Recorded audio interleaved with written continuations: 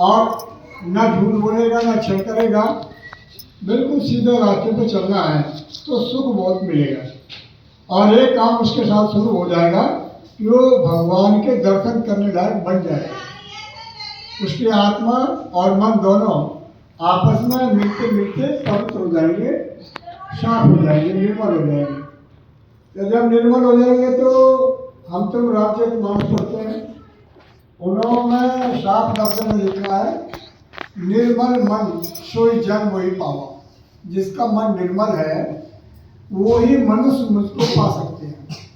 किंतु पाएंगे जब पहले गुरु के शरण में जाना पड़ेगा, क्योंकि पाना तो आसान हो सकता है किंतु भेद जानना बड़ा कैड़ा हो सकता है। जब तक भेद नहीं मिलेगा तब तक हम उसको कैसे ढूंढ पाएंगे।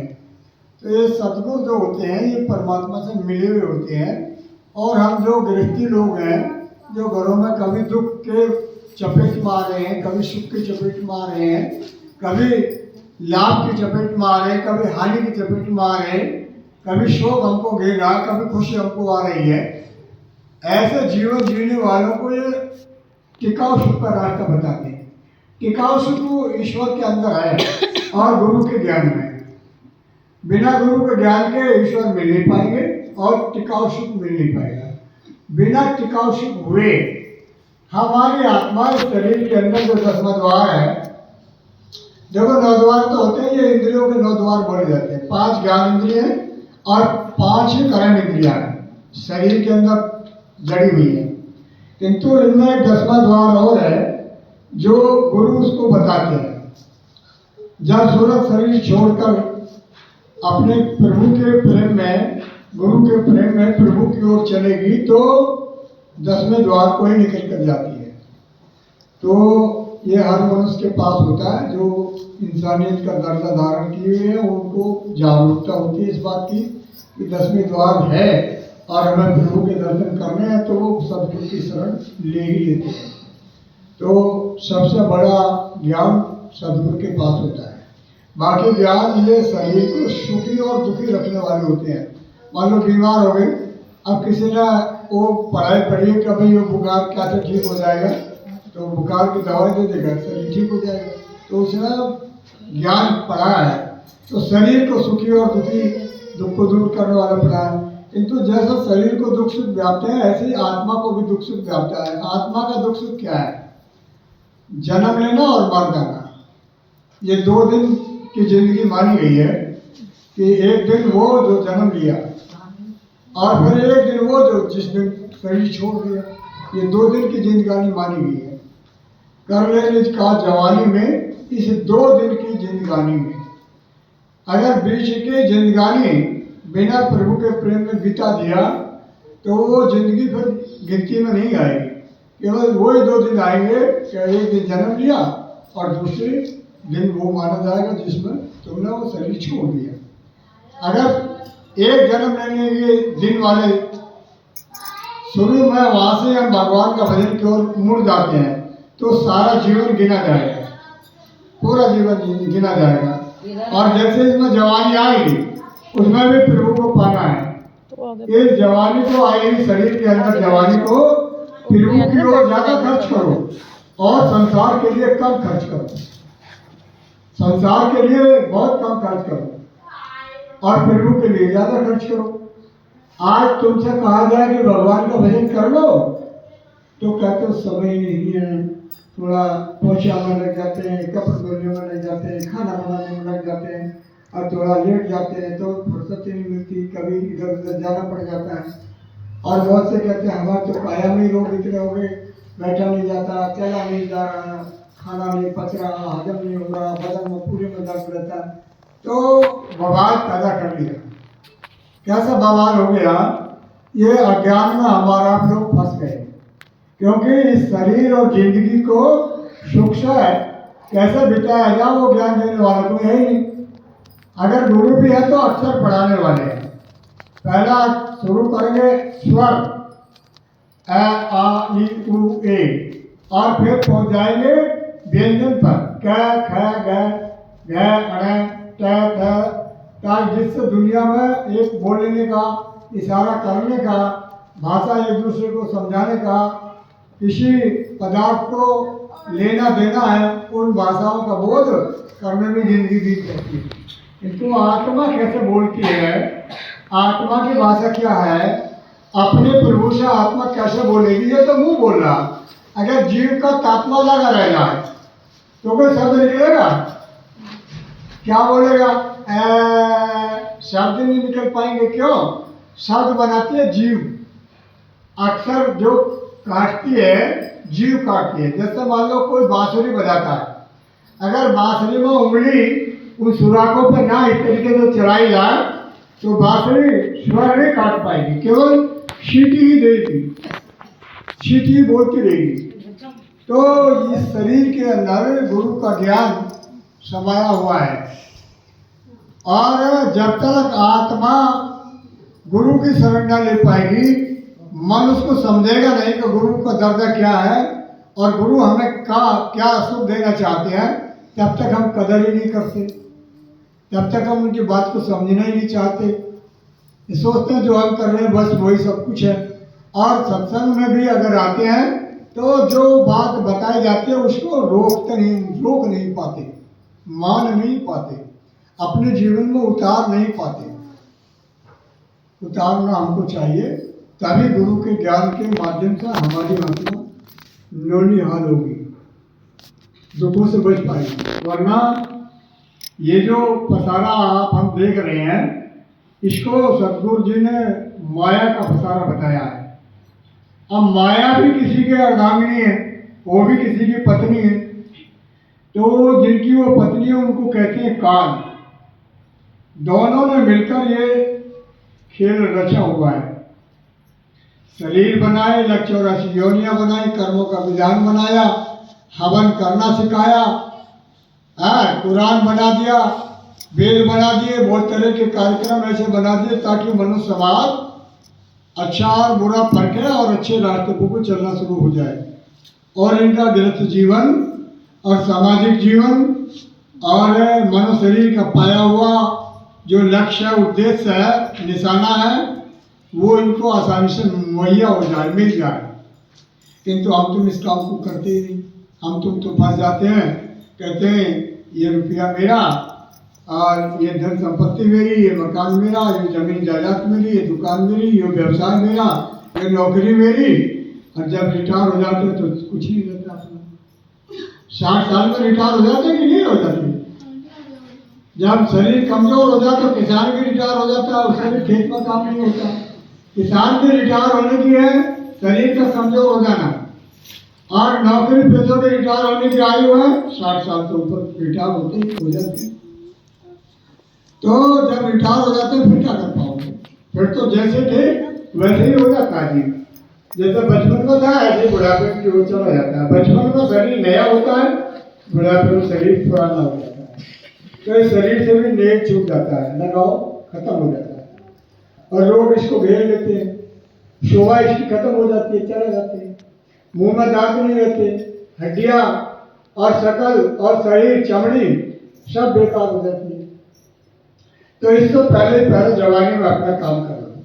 अभी नेहा ने जो प्रार्थना बोली है ये बड़ी मार्मिक प्रार्थना है। मैं मां जवानी सौभाग्य से नर्तन पाई है, बड़े भाग जवानी आई। उनको बड़े भाग है जिनको जवानी आ जाए, वरना जवानी में आने से पहले इतने रोग लगे हैं। किसी को पीलिया हो जाता है, किसी को लकवा पड़ जाता है, किसी को कुछ हो जाता है, एक्सीडेंट हो जाता है, कोई बड़ी बीमारी आ जाती है, जवानी आने नहीं पाती, चला जाता है शरीर छोड़ के। तो सौभाग्य नर्तन पाई है, बड़े भाग जवानी आई है। तो इसमें खोज प्रभु की है। ये शरीर के अंदर प्रभु के मिलने का रास्ता है। मिल जाए तो हो जाए निडर, फिर कोई डर नहीं रहता। कब उसको कहाँ जाना है, सीधा अपने प्रभु के पास जाएगा, आएगा जाएगा आएगा। इतना बड़ा ज्ञान सतगुरु से मिल जाता है। तो जिसने आत्मा को नहीं जगाया, मन को निर्मल नहीं किया, मन को गंदगी में ही फंसाए रहे, उनका जीवन यूं ही बीत जाता है जैसे पशु बिताते रहते हैं। देखो आप पशु को कैसे मानते हो? पशु कोई गरीब है क्या? पशु गरीब है? पशु कमजोर है कोई? क्या पशुओं का समाज नहीं है? सब कुछ उनके पास है, किंतु मनुष्य की तरह हविष उनके अंदर नहीं है। हविष को नहीं जोड़ा। तो देखो मकान नहीं है फिर भी बेफिक्र है, क्योंकि जहाँ और रहेंगे प्रभु उनकी व्यवस्था करेंगी करेंगी। खाने को अपने सब पेट बहुत उनका बड़ा है, फिर भी छत पे सोते हैं। हाँ, उनका भी समाज को जन्म देते हैं, समाज में बच्चे पैदा करते हैं, उनका भी एक समाज है। आज पूरी जिंदगी दूसरों को दूध पिलाता है और आप अपना दूध कभी नहीं पीता, उतना उपकार करता है। तो वो भोग योनि है पशुओं की। इंसान की, मनुष्य की योनि ये योग योनि है। इसमें बैठकर हमारा आप योग कर सकते हैं, साधना कर सकते हैं। अब चाहे देवताओं को पाने की साधना कर लो, और चाहे ईश्वर से मिलने की साधना कर लो, और चाहे अपने घर जाने की साधना कर लो। अपने घर जाने की साधना सद्गुरु से मिलेगी, और देवताओं को पाने की जो साधना है, जो देवताओं के परिचित होते हैं उनसे मिल जाएगी। ईश्वर को देखने की जो साधना है वो भी तत्वदर्शी महात्माओं से मिलेगी। तो सतगुरु के पास सारे काम होते हैं, उनके मिल जाने पर सारी सुविधाएं सुलभ हो जाती हैं, क्योंकि वो आगे अंत के ज्ञाता होते हैं। उनसे कोई चीज चपत नहीं जाती, सब उनके अंदर होती है। वो आगे अंत का ज्ञान जानते हैं, उसी को संत बोलते हैं। संतों का दर्जा, सतगुरु का दर्जा सबसे ऊंचा होता है। देखो तीर्थ गए का एक फल, अगर हम तुम तीर्थ घूमने जाते हैं परिवार के साथ तो एक फल मिलता है। संत मिले फल चार, अगर संत मिल जाए तो चार फल मिलते हैं, धर्म अर्थ काम मोक्ष। और सदगुरु मिले अनेक फल, कबीर विचार। अगर सदगुरु मिल जाए तो फिर फलों की कोई गिनती नहीं होती, सब कुछ मिलता है। इसलिए ये भंडारे का कार्यक्रम कृष्ण पक्ष की त्रयोदशी हर महीने की हसनपुर तहसील में अमरोहा जिले के अंदर है।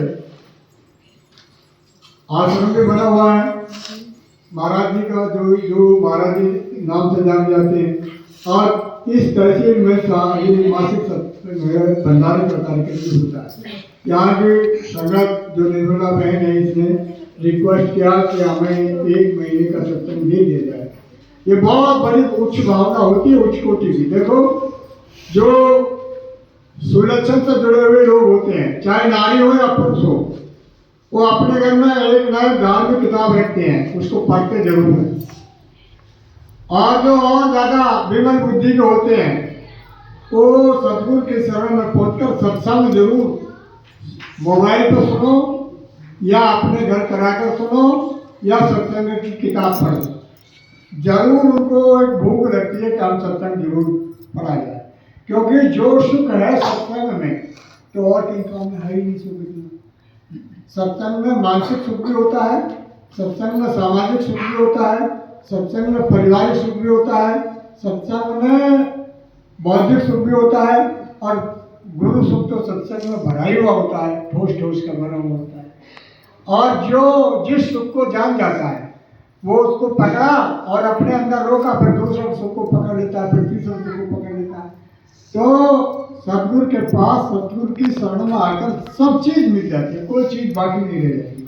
और वो भी मिल जाती है जिनको भगवान ने अपने भाग में नहीं लिखा, वो भी मिल जाती है। तो आप सब और हम जितने भी लोग बैठे हैं गुरु गुणगान कर रहे हैं, तो देखो गुरु महाराज देते हैं नाम।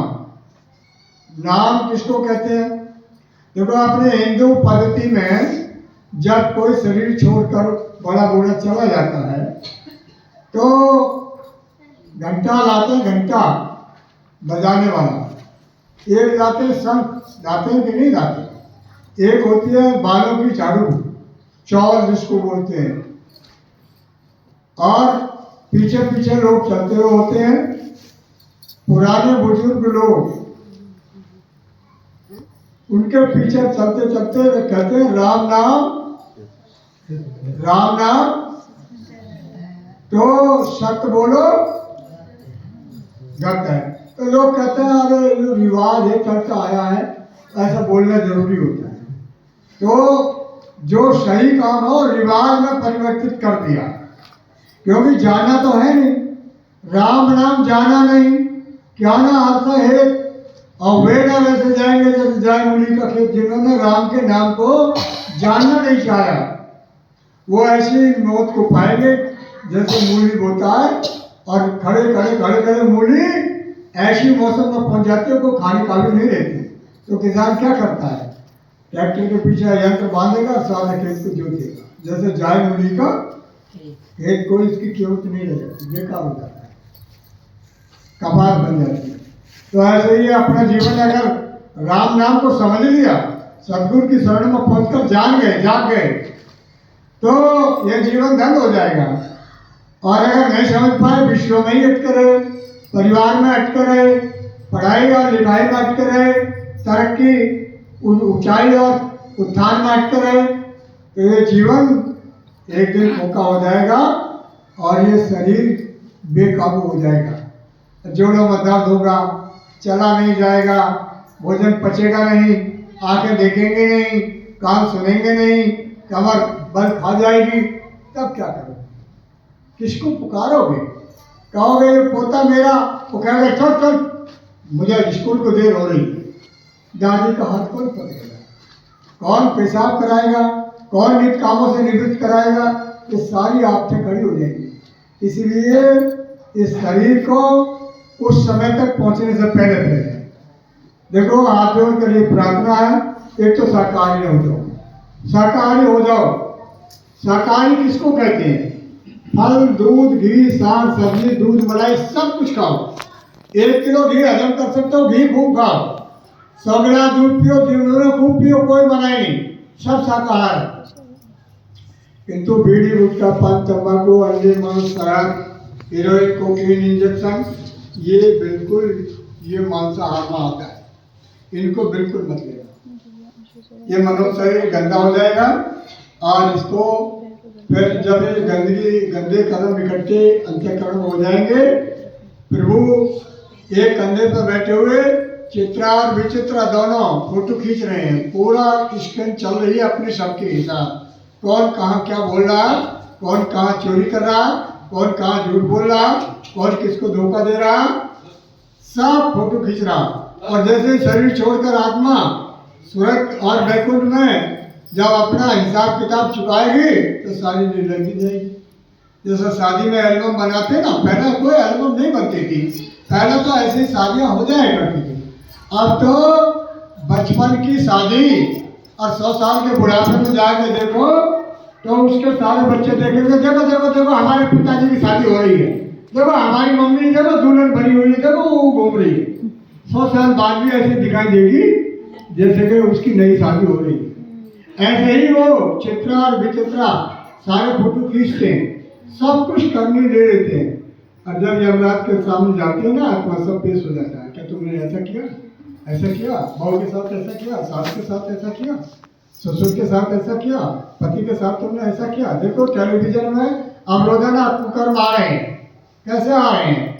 शादी करी किसी के साथ, आप परिवार वालों की चाहत में हो गई, उनकी चाहत में नहीं हुई, अब 15 दिन बीते नहीं, अपने प्रेमी से मिलकर अपने पति को बर्बाद किया। रोजाना इसमें हाय हुल्ला हो रहा है। ऐसे ज्ञान के पास बिल्कुल मत जाओ।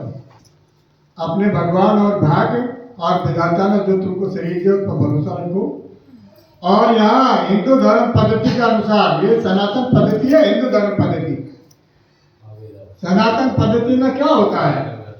अपने परिवार को, अपने समाज को सुधारने के लिए हमेशा सदगुरु के पास आना जाना लगाए रखो। अब सदगुरु मौजूद है, प्रकट हो गए सदगुरु। सन 1952 से सदगुरु प्रकट है बिल्कुल, और खूब शोर मचा रहे, अरे मन शरीर किराए का मकान, ये कभी भी हमसे छूट सकता है, इसमें बैठकर भगवान का भजन कर लो। और कोई गुरु मिल जाए उनसे पूछ लो, जब कोई ना मिले तो कहते कि हमसे पूछ लो, हम बता देंगे। ये गुरु महाराज कहा करते थे। हर तरह से उन्होंने समझाया और बताया, जिनकी समझ में आ गया वो लोग भजन ध्यान सुमरण पर लग गए। भजन ध्यान सुमरण आप तो लोग समझते नहीं हो क्या होता है। देखो सुमरन होता है 24 घंटे में एक बार। भगवान को माला लेकर 108 बीजों की उसको जपो, 8 माला लेकर करो, उसको कहते हैं सुमरन। किंतु मन और चित्त जिनका सुमरन करो उन्हीं के साथ रोकना है। और भजन कहते हैं कानों में उंगली दो ताकि बाहर की आवाज इसके अंदर ना जा शरीर की, और ऊपर से जो गहरी आवाज हो रही, बांग आ रही है, बांग, उसको सुनो इस शरीर में अपनी आत्मा के कान से। इन कानों को तो बंद कर दो, निष्क्रिय कर दो, संसार की कोई बात ना सुन पाए, तो अपने अपने कान से, निज कान से उसकी आवाज को सुनो, फिर सुनाई देगा। उसको भजन कहते हैं। ध्यान कहते हैं प्रभु को देखना। अब प्रभु पहले तो देखते थे जब माँ के घर में थे, और जब घर से बाहर आ गए और इंद्रियों के बखेरे में जब जीव उतर गया तो भूल गया, भूल भुलैया का पर्दा लग गया। तो गुरु की शक्ल के सहारे और उनके पीछे पीछे अनुगामी बनकर गुरु आगे चलेंगे, हम तो पीछे पीछे चलते चले जाओ, सब कुछ देखने मिल जाएगा अंदर। उसको कहते हैं ध्यान। क्या कहते हैं उसको? कहाँ हो सब लोग? हाँ, क्या कहते हैं उसको? ध्यान। ध्यान प्रभु का करना होता है, किंतु बिना गुरु के ध्यान करना नहीं जानते, क्या कैसे जाए।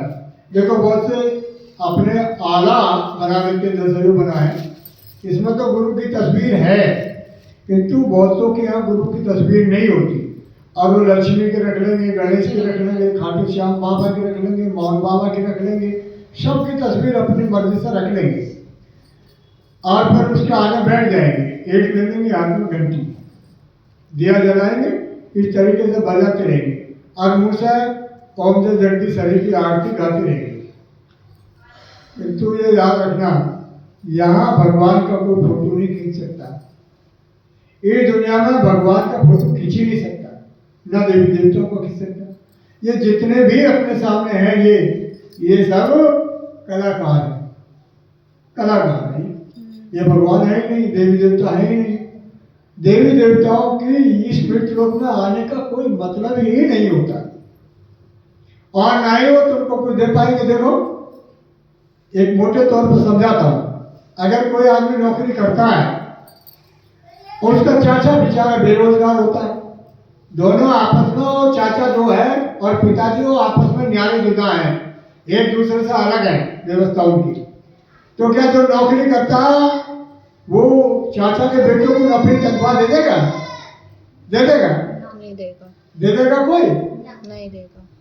जब यही नहीं देते तो देवता कैसे दे देंगे भाई? तुमको हमको कैसे दे देंगे? क्या मांगोगे? क्या वो दे पाएंगे? वो तो खुद बेचारे अपना जीवन यापन कर रहे हैं कि हमें हमारा शरीर मिल जाए और हमें अपने प्रभु का ध्यान लगाकर अपने घर जाए, हमारी योनि छूट जाए। देव योनि में बहुत दुख होता है, बहुत दुख होता है। अगर कनक भी लेट हो गए तो देव योनि चेंज कर दी जाती है, और बहुत दुख मिलता है, बहुत दुख मिलता है, और बहुत बड़ी जिम्मेदारी देवताओं की होती है। तुम जो घर गृहस्थी की जिम्मेदारी नहीं है उस इंसान से पूछो, वो जब भी उससे कहोगे यार सत्संग में आ जाइए, अरे यार कहा भैया जय खाने की फुर्सत है ना, कैसे करूं? ऐसा उत्तर मिलता है।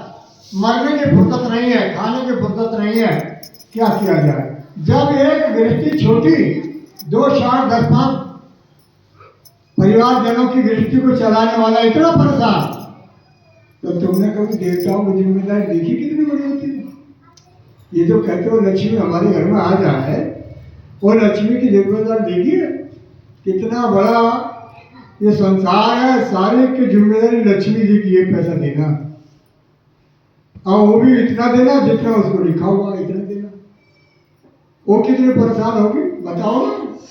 किसी राशन बांटने वाले डीलर के घर चले जाना और उसको पूछना, हमें भैया मुझे तो राशन जल्दी दे दे, इनको बाद में दे दिए, तो क्या बोलता है? कैसा हो जाती है? अगर कोई बिना लाइन का राशन ले ले तो क्या होता है? तो यहाँ सब कानून में बने हुए हैं, किंतु अगर इस कानून से अपने फल छुटाना चाहते हो, कानून के विधान से जाना आला रखना चाहते हो, तो गुरु चरणन की प्रीत लगा लो और गुरु के सत्संग में आने जाना शुरू करो। जो गुरु पूरे हों, गुरु पूरे जब तक गुरु मिले नहीं पूरे, तब तक 10-5 गुरु अगर बदल दोगे तो कोई हानि नहीं होती। एक दत्तात्रेय नाम के आदमी थे, दत्तात्रेय, उन्होंने 27 गुरु बदले थे, 27। जब गुरु पूरे मिले तब जन्म मरण से छुटकारा हुआ, वरना उन्होंने अपना बताया कि एक जन्म मैंने जब केले की पूजा किया, केले की, तो मुझे कान खजूरा का जन्म मिला, और मैंने पानी की पूजा किया तो नाके की योनि मिली। तो यहाँ यही भटकाव होता है, केवल सद्गुरु के चरणों में ही आत्मा का जन्म मरण और इन कर्म बंधनों से छुटकारा होता, वरना होता ही नहीं है। और जहाँ जन्म नहीं मरना नहीं, तो वहां तो सुखी सुख होता, फिर कर्म विधान ही खत्म हो जाता है। जब कोई काम ही नहीं होगा तो थकोगे क्यों, हारोगे क्यों, झुलसोगे क्यों, उमसोगे क्यों? सदगुरु के ज्ञान में जो सदगुरु उपासना बताते हैं, उस उपासना में तो कोई दुख है ही नहीं। अपार सुख का भंडार सदगुरु का धाम है, अपार सुख का भंडार है। तो आप लोग हमारी हाथ जोड़ के यही प्रार्थना है, गुरु महाराज कहलवा रहे हैं, सबसे कह दो, हाथ जोड़कर विनय हमारी और सतयुग लायक बनो नर नारी। अभी कलयुग में बैठे हो, अभी कुछ हुआ नहीं है, होने की तैयारी देवता लोग कर रहे हैं। 1000 प्रस्ताव गुरु महाराज ने बताया था, 1000 प्रस्ताव सतयुग लाने के देवताओं की मीटिंग में पास हो चुके हैं। 1000 प्रस्ताव ठीक अकल का ठीक करने की, इंसान की अकल जो खराब हो गई है, ये तो सदगुरु की बात मान लो, वरना भगवान ठीक करने आगे लग गए तो मरेंगे ज्यादा और समझेंगे कम। क्योंकि वो तो जैसे मान लो खेत में खुरपिया लेकर किसान बैठा, तो पौध को छोड़ता जाएगा, खरपतवार को काटता जाएगा, ऐसे तो करता है। और अगर खरपतवार जाएंगे ही नहीं, पौध फसल उठ के देगी नहीं, तो फिर किसान क्या करता है? कहता है यार ट्रैक्टर के पीछे हैरो जोड़, कई बार तो नला दिया, अब इसको ऐसा काम नहीं चलेगा, अब तो इसको शहर में हैरो दे। तो हैरो क्या करती है, पता है क्या करती है? हैरो सबको खत्म कर देती। तो आगे तांडव होने वाला है, महाराज जी ने थोड़ा सा इशारा दिया है। और तांडव पता किसको कहते हैं? तांडव उसको नहीं कहते जो झोली बैठाए तो डिंडी बजा दे और एक पैर पर खड़ा होकर नाच के दिखा दे, उसका नाम तांडव नहीं होता। खेल तमाशा नहीं होता तांडव। तांडव जब होगा तो पूरे विश्व में बेचैनी पैदा हो जाएगी, और कोई धन सा परेशान होगा, कोई आपस में लड़ जाएगा, राजा लड़ जाएंगे, प्रजा लड़ जाएगी, जाति और धर्म लड़ जाएंगे, अमन चैन खत्म हो जाएगा। इसको तांडव बोलते हैं। तो आप सब लोगों की गुरु महाराज की तरफ से आपको निमंत्रण है, यह हाथ जोड़कर गुरु महाराज कहते हैं, हाथ जोड़कर विनय हमारी, सतयुग लायक बनो नर नारी। देखो जब सुबह को आप लोगों को जिम्मेदारी में झाड़ू लगाना होता है, पुरुष बहुत कम झाड़ू लगाते हैं, तो अच्छे सामान को पीछे रखती जाती है, बुरे को झाड़ू को आगे दे जाती है कि नहीं ले जाती। और अगर शंकर भगवान को बुरे आदमी मिलेंगे, क्या वो पीछे को रखेंगे? वो तो साफ करेंगे, अपनी झाड़ू को आगे धकेलते चले जाएंगे, चाहे नाली में गिरो, समुद्र में गिरो, आग में फेंको या गोला मारे, कोई उनको क्या मतलब बचाना पड़ता है? अच्छी चीज को ही बचाती है, जैसे नारी झाड़ू माला लगाने वाली, ऐसे ही इस दुनिया को चलाने वाले देवता इस काम को करेंगे। जब हम तो सदगुरु की बात नहीं मानेंगे तब ये काम होगा। सदगुरु से इजाजत हो जाएगी, भाई हमने तो बहुत कुछ समझाया, और जो इनके अंदर मानव धर्म उसको जगाने की बहुत कोशिश किया, आत्मा को अपने निज घर पहुंचाने के लिए इनको रास्ता भी बताया, और जब ये सुनते नहीं समझते नहीं, तो वही अब तुम्हारी दुनिया है, अपने को चाहे जैसे ठीक करो भी करो। जब इजाजत हो जाएगी तो फिर टाइम नहीं मिलेगा, न सदगुरु बात करेंगे, क्योंकि महापुरुषों ने बोला है, सुख में सुमरन ना किया, दुख में किया जो याद, कह कबीर ऐसे दास की कौन सुने फरियाद। फिर फरियाद भी सुनना बंद हो जाता है। देखो तुम्हारा ही कोई बालक खेल खेलने के लिए जा रहा है और तुमने उससे कहा बेटा खेल खेलने बाद में जाना, पहले मुझे दुकान से वस्तु ला दे। वो तुम्हारी बात को ना आज सुना, ना कल सुने, ना परसों सुने, और बार बार तुम्हारा आदेश मिले और वो खाली चला जाए, तो फिर तुम उस बच्चे से प्यार करोगे? क्या कहोगे? अरे ये तो निकलती है, इसको चल कहना भी बंद कर दो और नाराजगी जैसा माइंड हो जाएगा। इसका भैया बस ठीक है, मंजूर इसको इसके हाथ भी छोड़ो, ये कहना ही नहीं मानता। तो जब अब तुम सदगुरु का संदेश उसी का पैगाम होता है।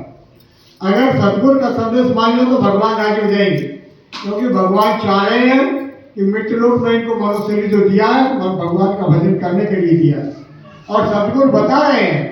तो सदगुरु और भगवान एक ही काम कर रहे हैं, सदगुरु बताने का काम कर रहे हैं। अब आप तुमको चाहिए कि उनकी बात को मानकर भगवान के दर्शन के लिए अपने हृदय में थोड़ी जगह बनाई जाए, और रोज सुबह शाम जब समय मिले साबु तजी भजन कराओ दिन राती। जब तुम भजन करो, चाहे दिन में करो या रात में करो, किंतु उस टाइम सब कुछ भूल जाओ, सब भूल जाओ, बेटा भूल जाओ, परिवार भूल जाओ, मकान भूल जाओ, जायदाद भूल जाओ, सब भूल जाओ, और भगवान के चरण में गुरु ने जैसे बताया है उसी हिसाब से मन को रोककर उस चित्त में ध्यान लगाओ, तो आप तुम सफल हो जाएंगे। अपना जीवन मरण और ये जो शोक संताप से जीवन भरा है ये बदल जाएगा। देखो मीरा न पाया, दादू न पाए, कबीर साहब न पाए, इंदुमती न पाए, साजो न पाया, जिसने उनको जपा और गुरु आदेश में मन लगाकर उन्होंने काम किया, उनको मिला। मीराबाई प्रसिद्ध जयपुर की महारानी, राजवंश में पैदा और सुवर्ण जाति की महिला, जो राजवंश में होते हुए महल से लेकर कर सतगुरु के शरण तक गई, और जो सतगुरु ने कहा वो माना, और बाद में उसने गाया, पायो जी मैंने नाम रतने धन्य पाया, जन्म जन्म की पूंजी पाई जग में सभी को आया, पाया जी मैंने नाम रतने धन्य पाया। अगर ना पाया होता तो बोल देती क्या? नहीं। तुम बोल दोगे, कोई बोल देगी तुमको सगा मैंने नाम रतन धन्य पाया, बोल दोगे? जब आई नहीं, नाम को जानते ही नहीं, नाम से मिलने की चेष्टा नहीं करते। वो नाम आदि नाम है गुप्त, बिरला जाने कोई, और घट में बसता है, किंतु बलियारी वो घट होता है जिसमें प्रकट हो जाता है। तो प्रकट करने के लिए आप तैयार हो जाओ, सदगुरु की शरण ले लो। यहाँ कोई आफत नहीं आती, यहाँ पैसा नहीं मांगा जाता, यहाँ घर नहीं छुड़ाया जाता, यहाँ बीवी और बच्चों से दूर नहीं किया जाता, यहाँ किसी को बनवास नहीं लगाया जाता, किसी की जाति और धर्म नहीं बदला जाता, ना किसी की यहाँ गिरी जुटाई को कम किया जाता, ना किसी को सुख चुराए जाते। यहाँ तो कहते हैं अपनी घर गृहस्थी में परिवार के साथ रहो, अपनी बीसों नाखूनों से कमाई करो और खाओ और दूसरों को भी खिलाओ, और जब तुम्हें समय मिल जाए तो सतगुरु का बताया हुआ रास्ता उसमें बैठकर 1 घंटा, 1.5 घंटा, 2 घंटा, 2.5 घंटा ऐसा बैठो, कमर सीधी करो और अपने गुरु को ज्ञान को अंदर ही अंदर जपो, अंदर ही अंदर जपना है, बाहर मुंह से नहीं बोलना, मुंह बंद, आँख मुंह बंद कर और अंदर गुरु ज्ञान जपो, तो ये आत्मा अपने शरीर को जानेगी और इसके शरीर के अंदर सारी धरोहर है, सारा ज्ञान इसके ऊपर से गुरु महाराज देना शुरू कर देंगे। जितना हजम करते जाओगे इतना मिलता चला जाएगा, जितना हजम करते जाओगे इतना मिलता चला जाएगा, किंतु गंदे बर्तन में नहीं मिलेगा। हृदय साफ करो, निर्मल करो, शरीर साफ करो, निर्मल करो। देखो आप तो स्वच्छ भारत मिशन प्रधानमंत्री चला रहे कि नहीं चला रहे? हर एक चश्मा बना हुआ आएगा, उस पर लिखा होगा स्वच्छ भारत, स्वच्छ भारत। आज जब भारत स्वच्छ होगा तो भारत के लोगों का शरीर स्वच्छ होगा, निरोग होगा। देखो बरसात आने तुरंत बाद जब पत्तियां गलना सुना नालियां शुरू कर देती हैं तो मच्छर मारने की दवाई छिड़की जाती है कि नहीं? क्यों छिड़की जाती है? रोग मुक्त इंसान रहे, इसीलिए तो। और जब रोग मुक्त रखने के लिए हर मिशन चालू है तो मन को रोग मुक्त रखने के लिए गुरु मिशन चालू है। मन को रोग मुक्त रखने के लिए गुरु मिशन चालू है और गुरु के मिशन का नाम है जय गुरुदेव। क्या नाम है? जय गुरुदेव। क्या नाम है? जय गुरुदेव। इस मिशन का नाम है जय गुरुदेव। जय गुरुदेव को जानो, जय गुरुदेव नाम क्या है, और जानते जानते जय गुरुदेव में ही समझ आओगे, ऐसा जय गुरुदेव नाम है। ये नाम है ऐसा जय गुरुदेव। देखो कितने दिन से ये लोग राम राम राम राम राम राम, कृष्ण कृष्ण, राधे राधे राधे राधे जाप करते चले आ रहे हैं कि नहीं? ईमानदारी से बता दो, राधे के जाप करने वालों को कभी राधे मिले? मिले? केवल हाथ से कंजरी बजाते हैं, मुंह से राधे राधे बोलते हैं। जब 8-7 घंटे हो जाते हैं, रात खत्म हो जाती है तो कहते हैं भैया आप जागरण बंद करो, अपने घर चलो। और कहते भैया हमारे हिसाब कर दो, 10,000 रुपये के हमारे 10,000 रुपये दो। वो कलाकार कहते भैया मेरा मुझे तो ढोलक जी कहता मैं तो अपने घर जा रहा हूँ, भैया ये लो अपनी ढोलक। सब बिखर जाते हैं, किंतु सदगुरु के ज्ञान को पाने वाला कभी बिखरता नहीं है और उनका जागरण कभी फिर सोता ही नहीं है। एक बार जागरण हो जाए फिर कभी सोएगा ही नहीं, तो हमारे धाम पहुंच जाएगा। तो ये गुरु महाराज के मिशन में इतनी बड़ी पावर है और जय गुरुदेव नाम हर जगह मदद करेगा, हर जगह मदद करेगा। इस नाम को अपने हृदय में बसा लो और मुंह में भी बसा लो और घर में भी बसा लो और ये रक्षा आपत्तियों का रक्षा कवच बनेगा। ये गारंटी से दावा है, ये कोई चोरी छुपा की बात नहीं है। ये गुरु ऐसे नहीं है ज्यादा शिष्य बना लो तो पैसा ज्यादा आएगा, ऐसे गुरु नहीं है। ये पैसे को अहमियत न देकर आत्मा को अहमियत देते हैं, गरीब को अहमियत देते हैं, भाव भक्ति वालों को अहमियत देते हैं। तो आप सब लोगों को ये वृत्तांत सुना दिया और इतना ही सुनाया जितना आपकी समझ में आया है। अगर आगे और कुछ जानना चाहते हो तो पहले सतगुरु के सत्संग में पहुंचो, वहाँ उस नाम को जानो। ये जय गुरुदेव नाम है क्या? ये जय गुरुदेव तो एक वचन है, जय गुरुदेव एक वचन है, किंतु जब इसको जपोगे और आगे बढ़ोगे तो ये विस्तार में बनता चला जाएगा। पहले जय गुरुदेव नाम ही मिलेगा, फिर आगे विस्तार होता चला जाएगा और फिर आखिर में भी जय गुरुदेव नाम ही मिलेगा। तो सुख पाना है तो भैया इस बात को थोड़ा सा कदर करना, जय गुरुदेव नाम के साथ ले लीजिए। आगे जो परिवर्तन आ रहा है, गंदगी सफाई होने का समय आ रहा है। अब की बार महाराज जी होली के कार्यक्रम में बता रहे थे कि ऐसा मत समझ बैठना कि वो समय निश्चित है, इधर से कलयुग जाएगा उधर से सत्य को आएगा, कोई रोक नहीं पाएगा। वो समय निश्चित है और बता भी देंगे, किंतु अभी वक्त नहीं है, मना कर रखा है तो बताना मत। वो तो समय निश्चित है, तुम मानोगे तो तब भी आएगा और नहीं मानोगे गफलत में रहोगे तब भी आएगा। और गंदगी को छोड़ेगा नहीं। गंदगी का मतलब जो मांस शराब अंडा दारू दूसरे का धन लेना, झूठ बोलना, वादे खिलाफी करना और घर में लड़ाई झगड़े बनाकर रहना, कोर्चे करने, इन सब बातों में जो फंसे उनको छोड़ेगा नहीं, छोड़ेगा नहीं। और वो आत्माएं फिर नरक जाएंगी, जब दुखों से मरेंगी तो नरक जाएंगी। और जब गुरु के जाप नाम को जाप करते करते शरीर छोड़ने का मौका मिलेगा तो फिर वो रास्ता ही खत्म हो जाएगा, फिर तो गुरु के साथ जाना है। जय गुरुदेव नाम में बोलोगे अंत समय पर तो गुरु सवाल करेंगे। गुरु आखिर में सवाल करते हैं, जहाँ पति संभाल ना कर पाए, परिवार संभाल ना कर पाए, रिश्तेदार संभाल ना कर पाए, कोई अधिकार संभाल न कर पाए, ताकत काम न कर पाए, वहाँ गुरु संभाल करते हैं। इसलिए गुरु को सिर पर राखियो, चलियो आज्ञा माय, कह कली रसीदास को 3 लोग बहना है, 3 लोग में कुछ नहीं होने वाला। तो ये सारी बात आपको इसलिए बताया जा रहा है कि गुरु महाराज का पावन दिन है। इस दिन गुरु महाराज अपना शरीर छोड़कर अमर लोग गए थे, तो इसको पर्व के रूप में अपनी जय गुरुदेव मानने वालों की भीड़ इसको मनाती है।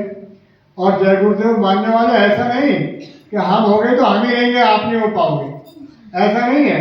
जितने भी जय गुरुदेव नाम को मानोगे सब उनका परिवार माना जाएगा, उनका ही सब परिवार, सबकी सम्मान करेंगे। जो जय गुरुदेव नाम के से प्यार करेगा उसकी भी सम्मान करेंगे, जो जय गुरुदेव नाम का जाप करेगा उसकी भी सम्मान करेंगे। किंतु होश में रहोगे तो सम्मान होगी, और बेहोश में होगे तो जैसे अगर किसी का बिचारी का शराब पीता हो पति, और शराब पीकर आ जाए और अपने घर के द्वारे गेट के दरवाजे पर आकर नाली में गिर जाए, लड़खड़ा जाए, तो बीवी उठाएगी क्या?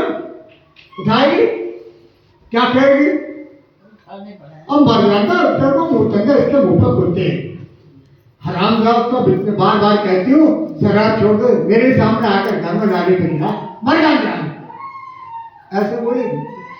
तो जो बात को नहीं मानेंगे तो गुरु भी उसकी संभाल नहीं करेंगे, कहेंगे भैया मैंने तो बहुत शोर मचाया, जब ये खुशहाल तो बहुत शोर मचाया, इन्होंने एक नहीं मानी, आप मुझे सुनाई नहीं जाती, क्या सुनाई? चलो एक वृत्तांत सुनाता हूं तुमको पीछे वाला। इंदिरा गांधी जब जिंदी थी, इंदिरा गांधी को जानते हो? इंदिरा गांधी भारत की प्रधानमंत्री थी। जब जिंदी थी तो बाबा जी ने कई बार उनको बताया कि तुम देश छोड़ जाओ और विदेश चले जाओ आप 3 महीने के लिए, वरना बच्चा 84 में चला जाएगा, तेरा कचूमर निकल जाएगा। गुजरात हाईवे नंबर 4 तड़ोदरा चौराया पड़ता है नर्मदा, और ताप्ती का वहाँ मैदान है, नर्मदा ताप्ती का, जैसे अपने गंगा यमुना का मैदान है, वहाँ नर्मदा नदी बह रही थी, वहाँ सत्संग हुआ था, और 3 महीने की तपस्या के बाद वह सत्संग हुआ था। मैं भी उसमें मौजूद था और टाट पहने हुए थे। 3 महीना हमारे कपड़े उतरवा दिए गुरु महाराज ने, केवल लंगोटी में रखा, और बारिश ऊपर से हो रही थी और घास इतनी उतनी घास खड़ी थी, और कहने लगे बच्चों इसमें दौड़ो। दौड़ाते 1 घंटा हो गया, लवदली खड़ी हो गई, ऐसा हो गई जैसे दही में मक्खन निकल जाता है, क्योंकि लाखों लोगों की जब पैर पड़ रहे ऊपर से हो रही बारिश, तो वहाँ गार खड़ी हो गई और वही सत्संग सुनाया। तो कहने लगे गुरु महाराज ये तपस्वी टारधारी, अब रावण मारने का कारण सिद्धि जागा चुके हैं, और सिद्धि छप गई। ऐ भारत के प्रधानमंत्री, तुम देश छोड़कर 3 महीने के लिए निकल जाओ, वरना 84 में चला जाएगा और तेरा कचूमर निकल जाएगा। जब नहीं माने तो 84 में गए कि नहीं गए? गए। और कैसा गए कि उनके ये भी पता नहीं चलो चित्रे गए कहाँ। तो गुरु की बात मानने में फायदा होता है, और नहीं मानते तो क्या होता है? और फिर जब बन गई भूत तो आश्रम पर जाती है, चारों कुटिया के घूमती है, कहती है मुझे मनुष्य शरीर दिला दो। तो गुरु महाराज बेचारे आँख बंद करके मुंह बंद करके चुप गए, कहते अब मैं कैसे दिलाऊं, तेरे पास तो चीज नहीं जो मनुष्य शरीर दिला दो। एक बार गई कमबख्त तो सारे आश्रम की बिजली खत्म करवा दिया, और लालटेन लेकर हम लोग गए सड़क पर, तब उसको लेकर आए। फिर भी गुरु महाराज जैसे चौकी पे बैठे रहे, न चरण छुआ, न जय गुरुदेव बोली, न सर पर हाथ रखवाया। और अगला समय ऐसा भयंकर आया, परित योनि में अपना गुजर करेगी, और न जाने कितने युग बीत जाएंगे, जब 84 पार होगी या नहीं होगी। तो आत्मा कभी मरती नहीं है, इसलिए आप सबको हाथ जोड़ के लिए प्रार्थना है, जय गुरुदेव नाम से प्रेम करो। और जय गुरुदेव नाम गुरु महाराज का नहीं है, ये नाम ईश्वर का है। गुरु महाराज तो जय गुरुदेव नाम का भेद बताते हैं और अपने घर चाहने वाले को, आत्मा को अपने घर पहुंचाते हैं। उनका निज घर है अनामी धाम, अनामी धाम उनका घर है। जिन्होंने उसको देखा है और यहाँ बोला है, एक अनीय नामा अत सच्चिदानंद प्रभु धामा, प्रकृति पार प्रभु उर्वासी, अब देखो पुरुष एक अविनाशी। ऐसा पुरुष हमने देखा तो वो अनाम है, उनका कोई वार पार नहीं है और वो अविनाशी है, कभी मरते ही नहीं है। वो हमने उसको देखा है, उनका बहुत बड़ा लोक और धाम है। वह सोता है हमेशा खेलती कूदती रहती है, कोई परेशानी किसी को नहीं आती। तो चलो उस घर के लिए तैयारी करोगे, करोगे तैयारी? हाथ उठा के बताओ कौन कौन करोगे, कौन कौन करोगे? अरे तुम क्या जाते, तुम तो समझ ही नहीं पा रहे कि क्या बोल रहे हैं। जादूगरी की डिग्री भी नहीं है तो अभी अपना घर देखा ही नहीं, तुमने सुना ही नहीं, समझा ही नहीं, इसलिए बार बार करो सत्संगा, तब तुम्हारे होंगे संशय भ्रम भंगा दूर होंगे, तब होंगे। ऐसा नहीं हो पाएगा, क्योंकि मैली चादर एक बार साबुन लगाने से अपने रूप में नहीं आती, आती है नहीं आती। आपको अपने घर सोच रहे होगे हम मर जाएंगे, बच्चों को क्या होगा, ऐसा नहीं होता है। क्या आप कहो कि हम अपने घर जाना चाहते तो अभी मर जाओ, ऐसा नहीं होता है। अपने समय से ही जाओगे, तुम्हारी जितनी इच्छाएं होंगी सबको पूरी होकर ही जाओगे। जब तक ईश्वर अगर ले जाएगा तो जहाँ तुम्हारी इच्छा वही जन्म मिलेगा, वही जन्म मिलेगा। चाहे कुत्ता के रूप में मिलो या कीड़े के रूप में मिलो या सांप के छिपकली के रूप में मिलो, रहोगे उसी घर में। चाहे दीवारों पर लेटो या कुछ भी करो, रहोगे उसी घर में। इसलिए आशा अपने प्रभु चरणों में लगा लो, सतगुरु के सत्संग में लगा लो, तो अच्छी जगह जन्म मिलेगा। वरना छिपकली कीड़े देखो घर में कितने कीड़े होते हैं, वो सब वही जन्म होता है। बोलो जय गुरुदेव। देखो हम तो जाएंगे अपने घर, हमें तो जाना ही है, इसी जन्म में जाना है, अपने घर जाना है। हम यहाँ रहने वाले हैं ही नहीं, क्योंकि हमने देख लिया इस लोक में कोई सुख है ही नहीं। कितना भी बढ़िया तो बढ़िया काम करो, सब में दुख है। अगर सुख है तो जो सुख पायो मैंने नाम भजने में, सो सुख नहीं जगीरी मन लाग मेरे यार भजनिया में, मन लाग मेरे यार भजनिया में। जो सुख भजन में है और दुनिया में है ही नहीं, है ही नहीं। तो हाथ जोड़ के प्रार्थना है।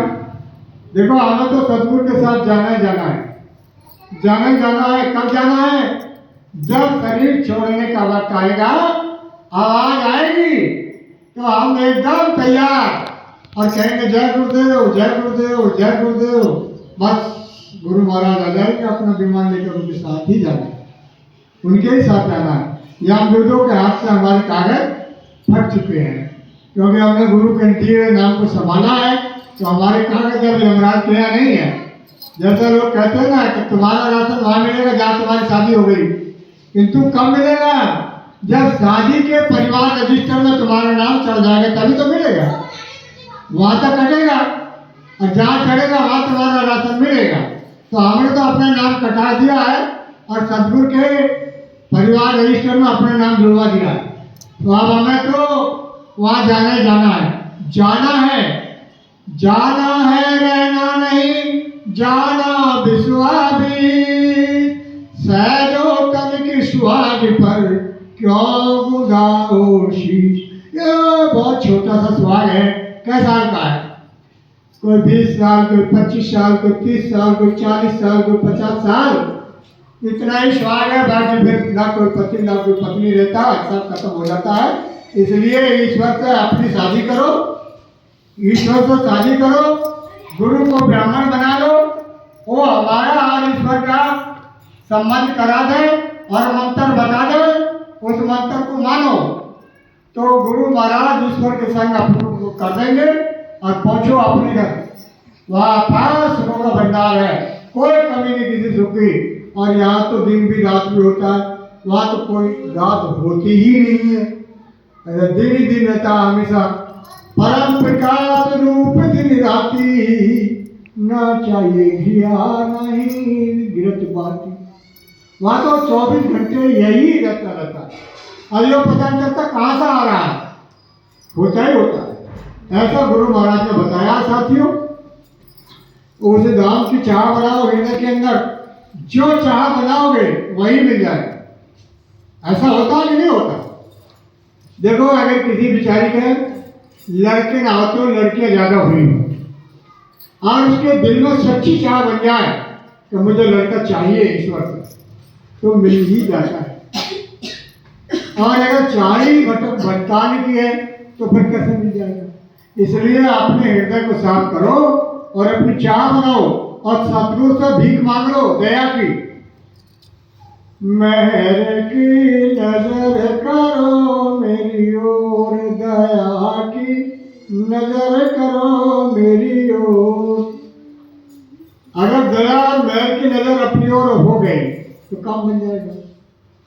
और ऐसा ही पूजा उपासना करो गुरु की, जो उनकी नजर अपने पर आ ही जाए। देखो, जहाँ गुरु का नाम और भजन ध्यान होता है वहाँ गुरु मौजूद होते हैं, वही गुरु मौजूद होते हैं। तो आपको बहकाए नहीं जाना, हम किसी को बहकाए नहीं, हम तो खुद गुरु के बहकाए में आए हैं। और जब बहकाए में आए करके देखा तो गुरु ने बहकाया नहीं, सही काम पर लगा दिया। जब तो ऐसा लग रहा है जैसे हमें बहका रहे हैं, ऐसा नहीं है, गुरु बहकाते नहीं है। बहकाया जैसा लगता है, किंतु ये बहकाते नहीं है, ये सही काम कराते हैं और सही कुछ सुख दे देते हैं। बोलो जय गुरुदेव, जय गुरुदेव। तो जो सत्संग में नहीं गए वो सत्संग में जाने की कोशिश किया करो। और एक होता है नाम का दान, वो सदगुरु से ही मिलता है और कहीं मिलता ही नहीं। तो इस नाम के दान को ले।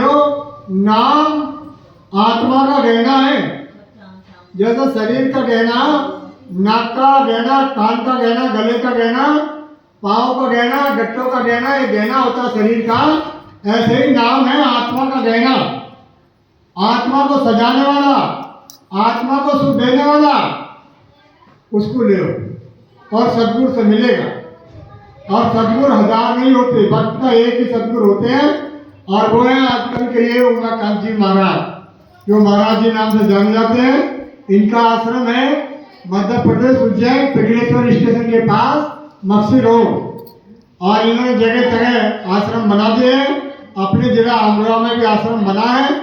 और साप्ताहिक सत्संग धर्मपाल सिंह जी के पत्थर के, जहाँ पत्थर बिकता है, पत्थर हाउस है, वहाँ पर उनके नीचे ग्राउंड उन्होंने एक हॉल दे रखा है। वहाँ हर सप्ताह में इतवार के दिन 11:30 बजे से सत्संग 1:30-2 बजे तक होता है। आप वो उपस्थित हुआ करो और अपने आप को सुधार लो, अपने इस शरीर कपड़े को धुल लो, अपने मन को निर्मल कर लो और गुरु की बात को जान लो। और जय गुरुदेव नाम सहायक है, इसको मान लो। बोलो जय गुरुदेव।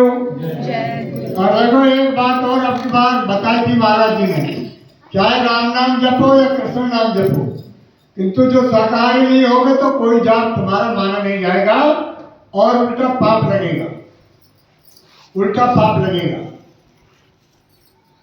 तो इस बात को ध्यान से सुन लियो, हमने तो बता दिया है। अब करना ना करना वो तुम्हारा काम, मानोगे तो पुण्य बनेगा और नजरअंदाज करोगे तो पाप बनेगा। पाप की बेड़ी लोहे की होती है, पुण्य की बेड़ी सोने की होती है। सोने की बेड़ी पहन कर जेल जाओगे या लोहे की बेड़ी पहन कर जेल जाओगे?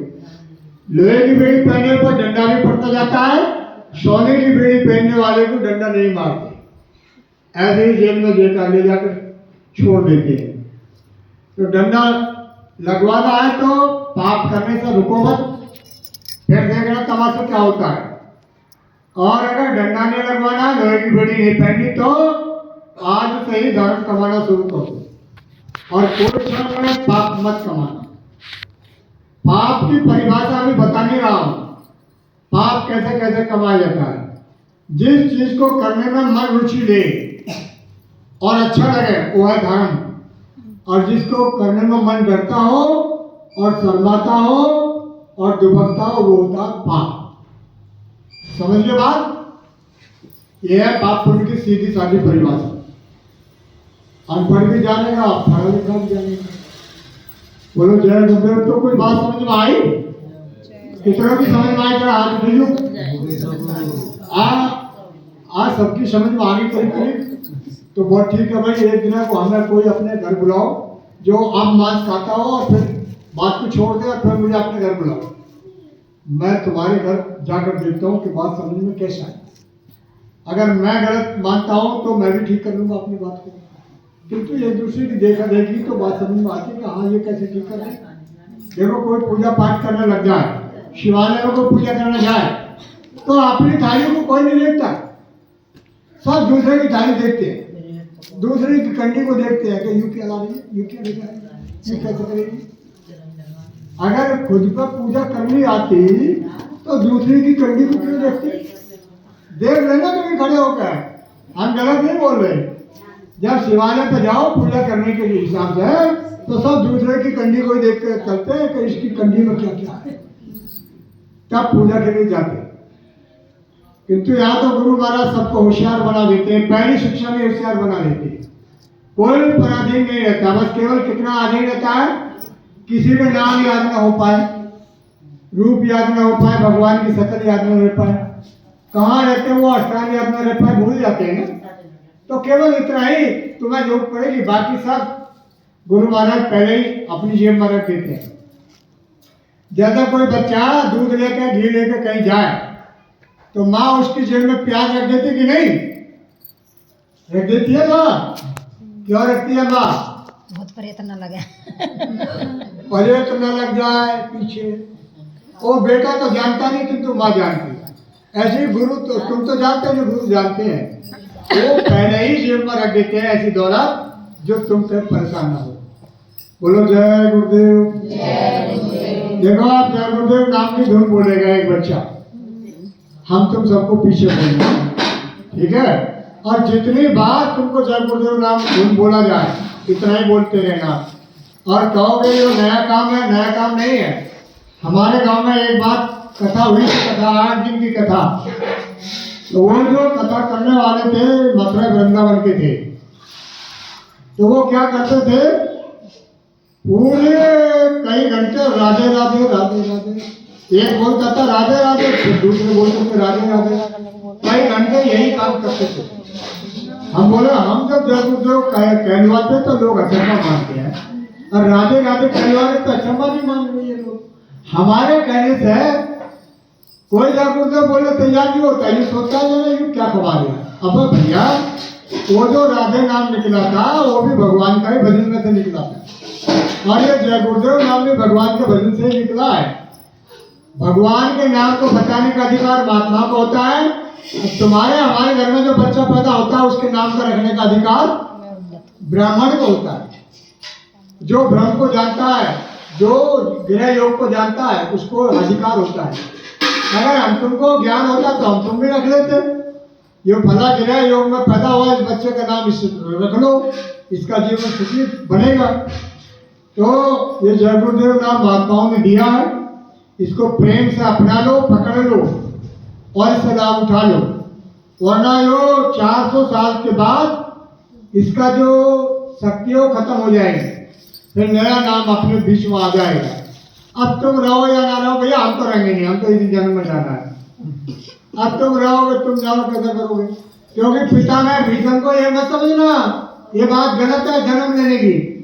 पितामह भीष्म महाभारत में देखते हो, जब वो तीरों की सैया पर लेटे थे तो कृष्ण जी ने, पितामह भीष्म ने कृष्ण जी से पूछा था कि कृष्ण जी मुझे ये बताओ कि ये जो मुझे कर्म फल मिला है कौन से जन्म के मिला है? किस कर्म का फल है जो मैं तारों की सैया पर लेटा हुआ, तीरों की सैया पर? तीर नीचे तक खड़े हैं, पितामह भीष्म लेटे हुए हैं, ना मरे हैं और नर्वस पड़े हैं, शरीर से उठा जा तो उठ भी नहीं पाएंगे। तो कृष्ण जी बोले अरे तुम्हें कितनी याद है पिता मैं भीष्म? बोले 105 जन्म की मुझे याद है, 105 जन्म की। तुम्हें याद है 1 जन्म की ना? है किसी को याद एक पिछले जन्म की? है ही नहीं किसी को याद। उनको वो इतने बड़े तपस्वी थे, 105 जन्म की याद थी। कृष्ण जी बोले हे पितामह 1 जन्म और आगे चलो। बोले मुझसे नहीं जाया जा रहा, मेरी यही शक्ति खत्म हो गई। अपनी योग ताकत उनको दिया और 106 जन्म में जब दिखाया तो उन्होंने सांप मारकर अधमरा झाड़ी पर फेंक दिया। उस सांप को झाड़ी पर अधमरा फेंकने का फल पितामह भीष्म को 105 जन्म के बाद भोगना पड़ा। तो तुम और हम कौन से खेत की मूली है? अपन को तो 6 महीने पहले याद ना तुमने क्या करा आज है यार? पहली भी याद ना रहती। तो थोड़ा ये 6 समझ महीने लो, पिछली याद ना रहती। ये इतनी उच्च क्वालिटी का जो ज्ञान तुमको दिया जा रहा है तो जी लगाने के लिए नहीं दिया जा रहा। अपनी अकल खोल लो, इसके अंदर बहुत बड़ी दौलत छुपी है इस शरीर के अंदर, किंतु बिना गुरु के ज्ञान के वो मिलेगी नहीं। इसलिए तुमको बताया जा रहा है, इसको हंसी खेल मत मानना। अगर हंसी खेल तुमने माना तो गलत हो जाएगा। जैसे कितने युगों के लिए बिछड़ जाओगे और मनुष्य शरीर मिले या ना मिले। बोलो जय गुरुदेव, जय गुरुदेव। प्लीज खड़ा हो, बोल भैया, धुन बोल ले बोल बोलो।